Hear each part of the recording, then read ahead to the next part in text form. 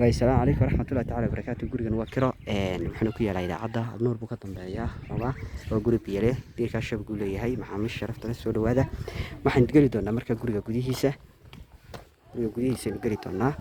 hadda guriga gudihiisa baynu markaa galnay waad aragtaan maxaamiis sharafta leh waa ka gurigii oo guriga disheeyo ka guriga biyaha lawey kan waa qol qolka mid asliga soo leeyahay gurigu oo guri biyale soo dhawaada maxaamiis sharafta leh waa shan qol weeyaan gurigu kana waa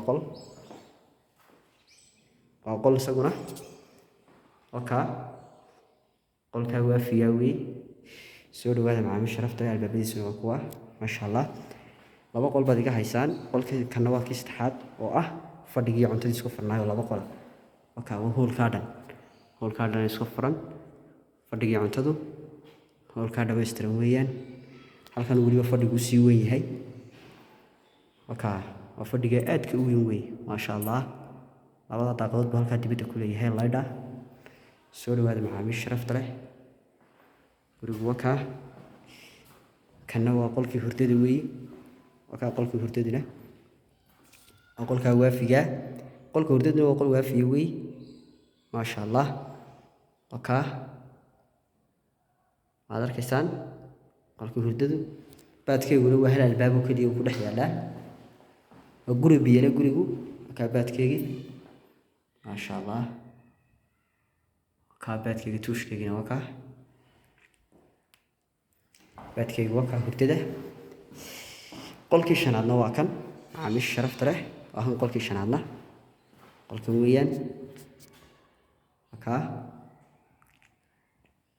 gurigu malaha wax marmara malaha wax jabisa saliga wey aad arkaysaan soo dhawaada maxaamiis sharafta leh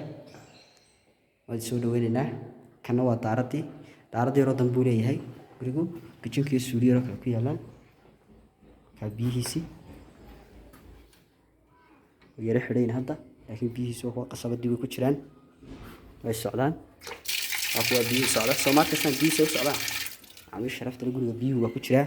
kana waa suuliga yara dibadda ku yaala kitchenkiisuna waa maxaamiis sharafta leh halkan waa daaradii rodan baynu joogno soo dhawaada ilahaantiinba kitchenkuna waa kan kabarka yaro kaliya leeyahay waad soo dhaweynaa maxaamiis sharafta leh gurigu waa didan yahay